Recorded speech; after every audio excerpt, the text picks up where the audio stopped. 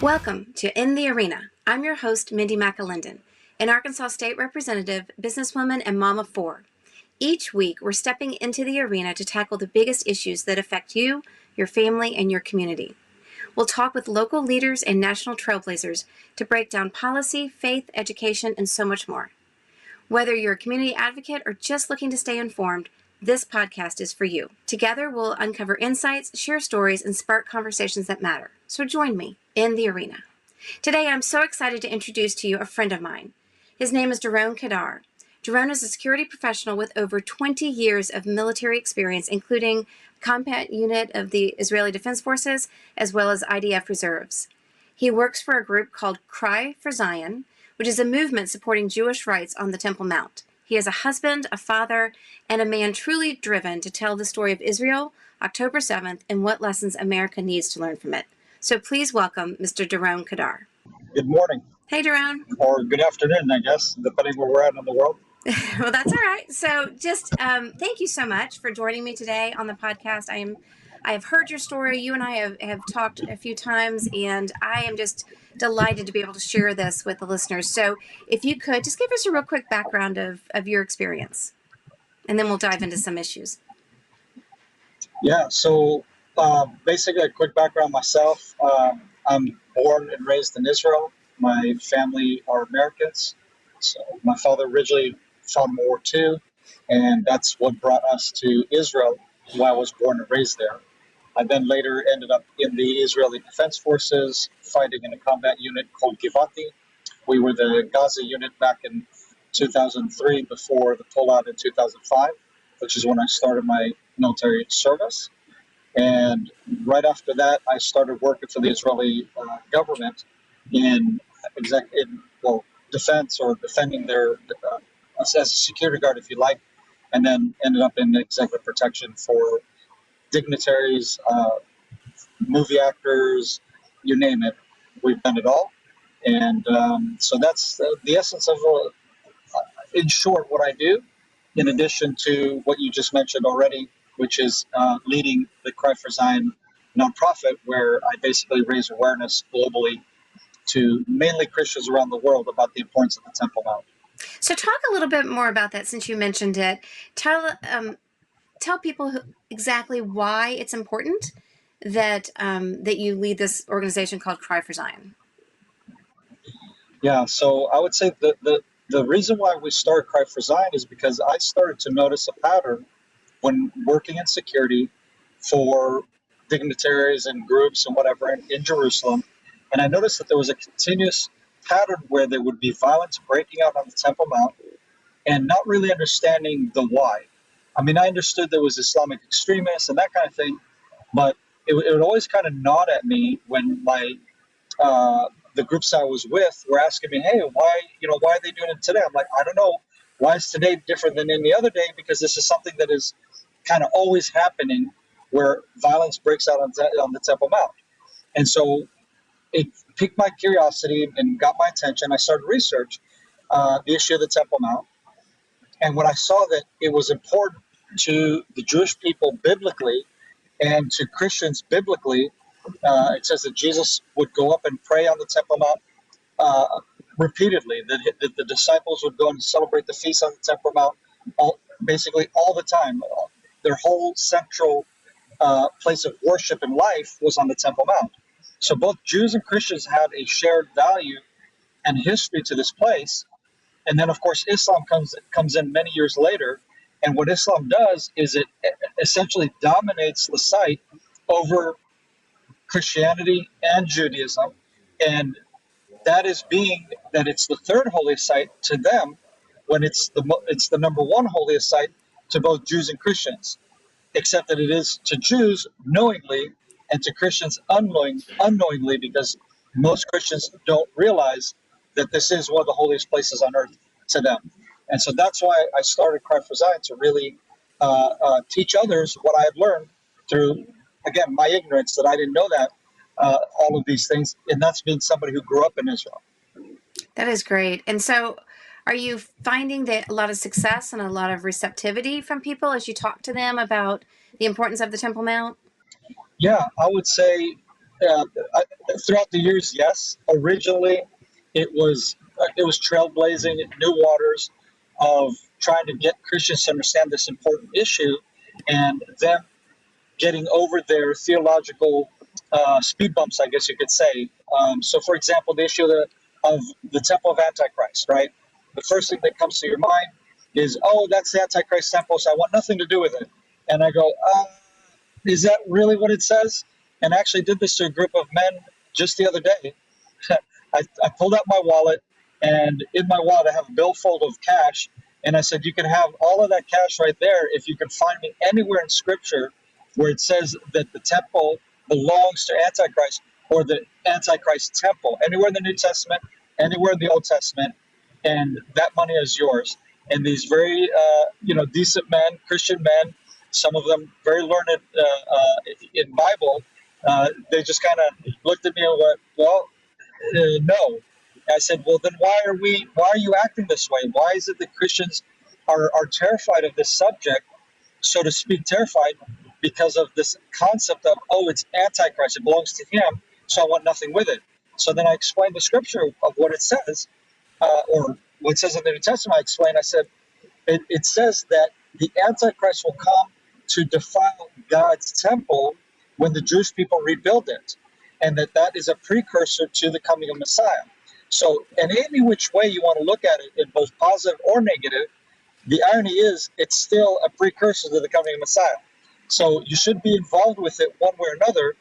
And I would say, as a Christian, you should definitely be educating yourself on that very issue if it's that important to the future of the world, not to mention the future of Israel. For us, at least, that's why it's important. But I think for Christians, it's also important because it's not just the future of Israel, because for us, the Jewish people at least, we call it a house of prayer for all nations based on what the prophet Isaiah prophesied.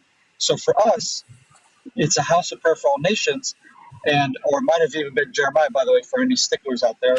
Forgive me if I misquoted which prophet, but it's in the prophets where we prophesy, or where the prophet prophesied to Israel, that one day this will be a house of prayer for all nations. And for us, the aspiration is not building a temple for us, but it's actually for the world. I love that. It's funny, and I love that you're educating people on the importance of that, because so many times, Christians know that we are aligned to Israel, right? And we are called to defend Israel, but I don't think we often know what that means or what that looks like, or even how to do that. So I appreciate that you going through that and kind of explaining that.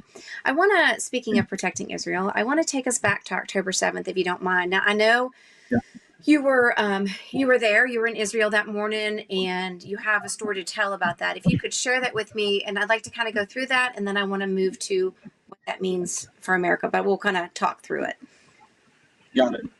So exactly, on October 7th, we found ourselves fighting for our lives, literally. And this actually ties into the issue of the Temple Mount. Ironically, it ties in perfectly, so to speak. If people were educating themselves and understanding what the big picture is, so to speak, of the Islamic jihadist agenda, they called it the Al-Aqsa flood, they being the terrorists. Mm-hmm. Their main goal wasn't just to kill a bunch of Jews along the Gaza border, Jewish communities. Their goal was not just to take over Israel and slaughter everybody, although it was, but their main goal on how to achieve that, how to achieve the downfall of Israel, was to make it to Jerusalem, to take over the Temple Mount, and to, through that, incite violence, Islamic violence, and insinuating all the other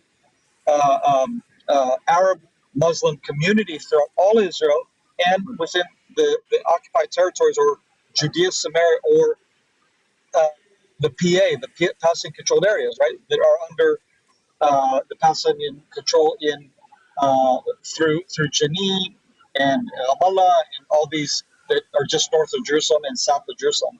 So that was their main goal, was to create an uprising and an absolute slaughter of all of Israel.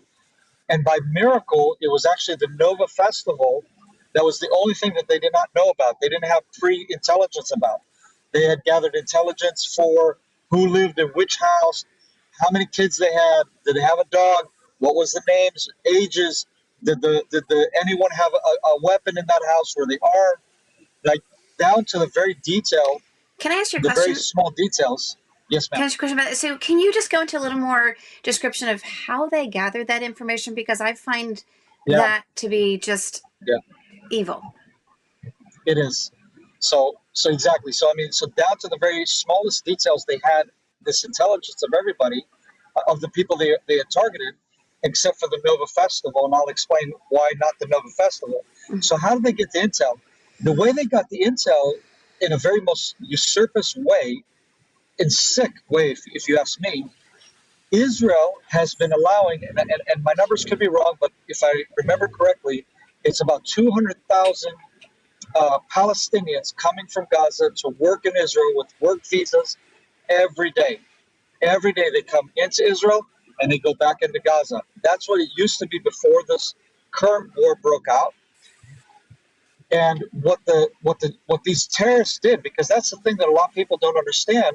And I made this statement before in the earlier interviews I've done. I made this statement that sounded very harsh and very almost callous, so to speak. And where's your compassion? Because of fighting in Gaza and seeing all of the evil that they were doing to us, I made a statement that I have not found any innocence in Gaza. I found no innocence in Gaza. Now, a lot of people would have gotten really mad with me for saying that, I imagine, when they heard that, especially here in the West, and think I'm some kind of psychopath for saying that. Well, let me challenge you and say, hey, have you just seen the latest propaganda footage coming out of Gaza from the hostage release, when they finally released the hostages through this horrible exchange that we exchanged terrorists with blood on their hands who have life sentences and have murdered innocent women and children? We're releasing them, 35 terrorists, for one Israeli citizen hostage, and 50 of these terrorists for one Israeli soldier. That's the exchange. And so if anybody's been looking at the news lately, it's not my news, it's not my propaganda. Just look at how the Gazans are acting like animals, as they're parading these women, these young girls that have been raped and tortured and have been on food rations to where they've been starving, and say, well, look how good they look right now, is one of the things that people say. Yeah, they might look fat to you, so to speak, right, puffed up and all that. That's not necessarily because they've been living high in the hog in Gaza. Not even close. Because what we have learned from every hostage that's come out of there is that they were starving them. As Gazans who were claiming that they were being starved by Israel and the war in Gaza, the very opposite. There's footage where you see them having barbecues in Gaza. Yes, in rubble. Yes, in the devastation of war and destruction. But they're not lacking in food or means or anything. And any case, I mean, it just, to me, that's so warped when you see that, and you see that footage, how they're parading these women like some kind of prize and making a big hoopla about it. And it's like, you see all these civilians. There are tons of civilians, thousands of them. And in fact, it's the Hamas terrorists in the uniforms, because now they put on their uniforms when they're releasing hostages, and they know that we won't strike them. They don't do it when we fight them, because when I was fighting the terrorists in Gaza, I didn't find one that was wearing his uniform, by the way. They're running around with their weapons to kill us, RPGs, AKs, 47s, all that. But now when they're parading and they know that the IDF is not going to strike, they put on they do their song, their dog and pony show, or however you call it in English. And it's like, and if it weren't for those terrorists guarding those hostages, the angry crowd, because you see the angry crowd trying to get to them, like they're like, oh, it's a bloodlust, and it's really sad. It is, Really it is. sad And to I me know to see that. you are so passionate, and I love hearing you talk about it. But let's go back just a little bit. We were talking about how there were 200,000 Palestinian. Is that right? They would come into the country Every day. every day. And what were they doing when they came in before October 7th? Oh, I'm sorry. Did I not That's all answer right. that? So what they did? Yes. I've been traveling, and so literally we're driving here and haven't been sleeping much. So my So brain is good. working on half battery. So what they did is they collected intelligence, and that's right, because I was confused because I answered this a little bit in the beginning. They would know who was working, what people were in the homes, their names, all this stuff, because they were working in the Jewish communities. They were working in Jewish businesses, and so they literally were making a salary, and they were doing their jobs. But in addition and usurpatively, they were collecting intelligence all the while, and handing it to Hamas. And then these Hamas and Nukhba terrorists, when they crossed over, originally was 3,000 terrorists. Now that we've gotten the data and everything after just the fog of war and all the mess, it's actually the numbers are closer to 6,000. So 6,000 people, terrorists, crossed over into Israel.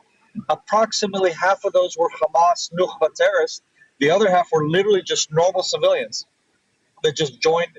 They joined the bloodlust and were like, "Hey, if those terrorists are going to go kill Jews, I want a piece of it." And that's what we faced on October 7th. And that's also how they were able to have perfect intelligence on the targets they were looking for, how many people in the community, everything down to a T. So then go back to the Nova Festival. What was so special about that? So the miracle of the Nova Festival, really, because it was a miracle. I mean, it's hard to say that. It really is. But the miracle was that out of all the things that the terrorists knew, because of this intelligence being fed to them from firsthand eyewitness accounts of these terrorists working in Israel, was that the Nova Festival was a party, a Burning Man style party, nature party in just outside the Gaza Strip area in one of the nature reserves. And so they were having their party, and it was like the cool guys party, the cool gals party, like the who's who. They got the information and they passed it around themselves. So it was within an enclosed group, so to speak. And if I remember correctly as well, even if they knew about it, they didn't know about the location of where this party was going to take place, because the location had changed last minute. If I remember correctly, what I had heard about when looking into that.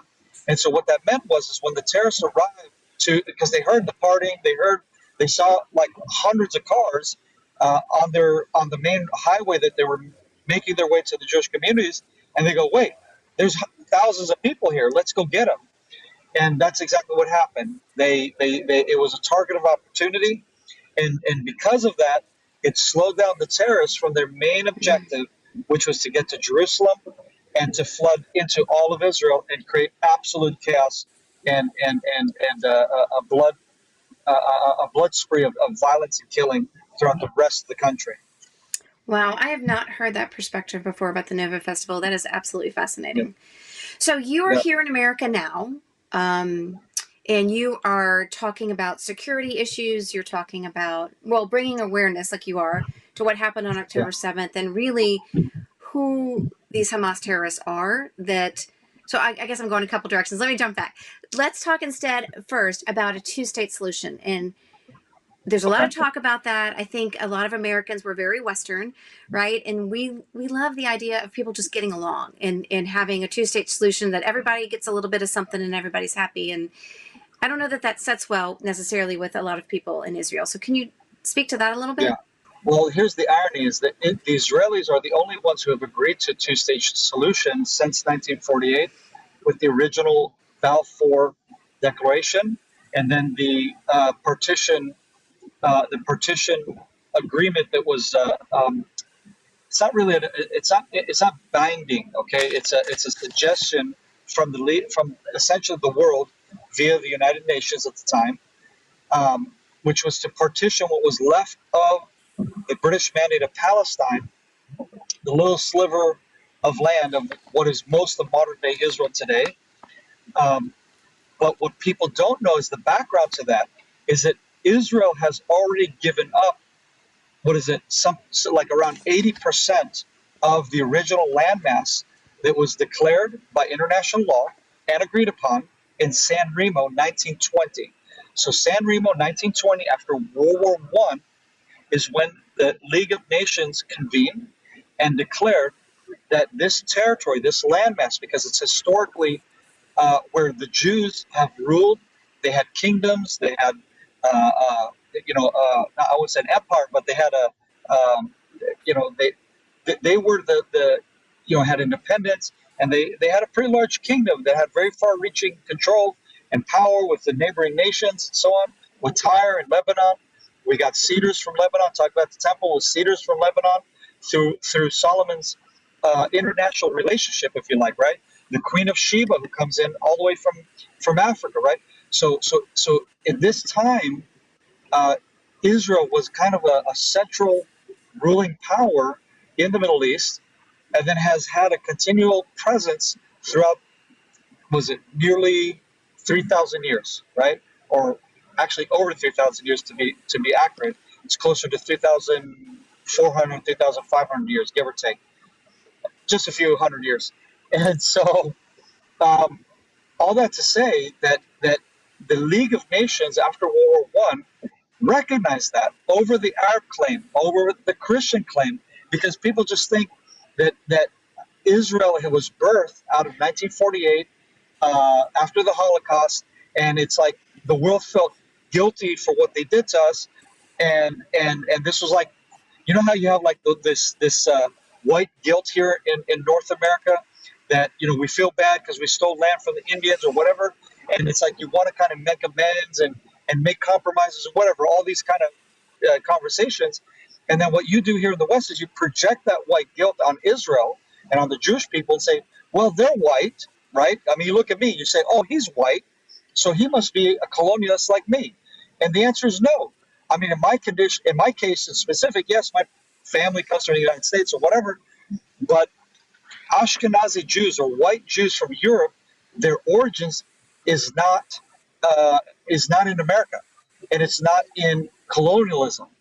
Our origins are from the Middle East, and if you do a DNA test, both the Ashkenazi Jews, the Sephardic Jews, any ethnic Jew has ethnicity that comes from the Middle East, from Judea, from the land of Israel.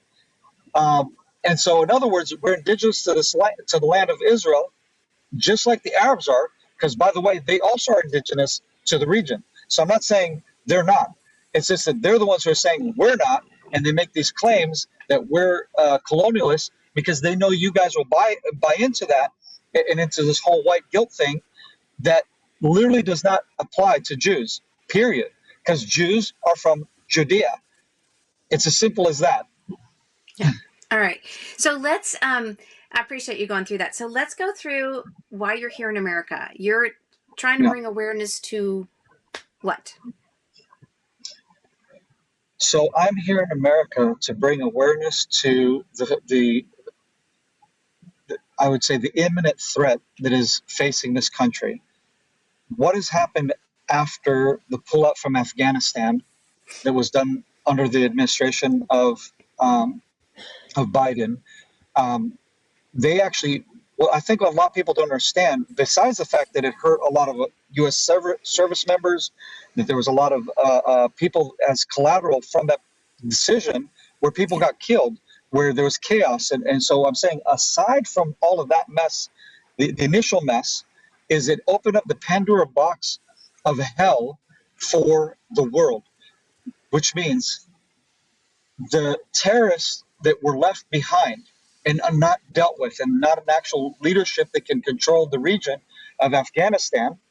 America handed over U.S. military bases and equipment and vehicles and all kinds of resources that got into the hands of ISIS, which is what America was fighting in order to liberate Afghanistan from this tyrannic jihadist Islamic caliphate that was destroying the lives of so many Afghanis, and they wanted to be free from that, right? But what happened through poor leadership and decision making is that literally Biden's administration handed over the keys to the terrorists and said, here, you can take over from here, we're gone. And actively right now, as we're speaking, the United States gives weekly millions of dollars to these terrorists to appease them in cash, in hard cash. As America has it has a national debt that is climbing, right? I don't think America has money to just burn, with all due respect. And I know there's a lot of Americans that are angry about what's happening with Ukraine and all the money that's being sent over there, and a conflict that they feel has nothing to do with them and the taxpaying dollars. And I know there's a lot of Americans also are angry about money going towards Israel, which they confuse with Ukraine. But you can't compare apples and oranges because they're not the same issue. The money that goes to Israel is, first of all, very, very, very small amount of any of the foreign aid that goes out from America, but it's not really aid. It's a defense deal that America brokered from the 6-Day War when they actually asked Israel to give up all the Sinai Desert that we had taken from the 6-Day War from Egypt. So that deal that we have today is ongoing. It's not something that we're milking the American economy. It actually puts money back into the American economy because of technology that is developed with joint ventures between the U.S. Defense Department and Israel's Defense Ministry. So it's not exactly the same at all. But where you are putting money, and you should be angry, is into the pockets of terrorists, and to the people that were on the list of the top terrorists in the world, and one of those being the one who just took over Syria. He was on the top 10 most wanted list because he's the head of ISIS in Syria, and it's the exact same. The reason I'm bringing him up, Al Julani, is because it's exactly what you're doing. You send the CNN or BBC journalists to have a special on hey, tell us how you're going to be a moderate and all this stuff, and the guy puts on a suit and tie and he lies to your face, and then you tell those lies to the American people while diplomatically America is literally funding these terrorists to play this game of moderacy while there are actual people on the ground who are suffering because of these weak diplomacies. And what that's done is open up the Pandora box for the October 7th attack in Israel, because those same terrorists from Gaza went and trained in Afghanistan, got equipped, came back to Gaza via Egypt under the tunnels into Gaza, and then carried out the attack. Those same terrorists, not the same, but other terrorists, are now all over the United States, again, because of the open border policies that have been done as well. But it goes together with what happened in Afghanistan, because all those guys have been trained, equipped, and they're here. And all they're doing is they're waiting for the green light, and they're going to do an October 7th attack, but with lessons learned from October 7th to perfect the attack. And it'll be much more widespread all over the United States. So I have heard that there are 1,000 or more terrorists that have come in these little sleeper cells, right? That are waiting. Yes. They're embedding. They have jobs. They have families. They're friends of yours, or friends. They're making friends in communities, and so they're no one that you would necessarily look at and say, "I'm a terrorist." Is that accurate? It's very accurate, and let me tell you more than that. I've been nationwide right now, right? Started in Florida. I've been to your state. I've been to a few other states. And I can tell you, as somebody who works with fighting terrorism actively in Israel, I've done a lot of undercover work for the Israeli police, for example. So I have a little bit of experience in that realm and knowing what to see, what to look for, what's kind of fishy, so to speak. And I can tell you, I have seen a lot of what I call potential terrorists that are right here nationwide as I'm just traveling, more than what I've seen in years past. Way more than what I've seen in years past. And the 1,000 people, that's actually not accurate. It's more like tens of thousands nationwide. Okay. It's just that what has been voiced or brought to the public is 1,500, but it's way more than that. Way more than that. Okay, we are getting tight on time. So let me, real quick, what do you recommend? So in Arkansas, in America, we're very insulated. We kind of go about our days, and we really love our freedoms. But what do you recommend that we do, or what are those kind of key things that you think we should be looking at, whether from an individual citizen point of view or from a legislative point of view? So I'll start with legislative because I think it's important that the government gets into action, especially local government. You don't need to look to Washington for solutions. I think every state in America can take important actions to defend itself. So number one, secure the power grids. Secure the power grids. Okay, those are very, very vulnerable targets. Secondly, I would say fund the police, not defund, but fund the police and law enforcement and strengthen them and connect them to local leaders so that they know you as the local leader, the rabbi, the you know, the mayor, the whoever, so that you have an active relationship and you can help build the contingencies to defend if, for example, a school comes under an active killer or active shooter, as you guys call it, and or um, football games, so sporting events. You need to look at soft targets, churches, synagogues, and mosques, because mosques are going to get targeted as a reaction to counter Islamic jihadist terrorists, right? So there are people going to want to take the law in their own hands, and then they go target Muslims, which is also wrong. So you have to develop relationships with all of these communities and help defend and build yourself. And as for citizens, I would say you need to get training in self-defense, and you need to get training in using arms, and you do it from people who know what they're doing and are professionals. That is great.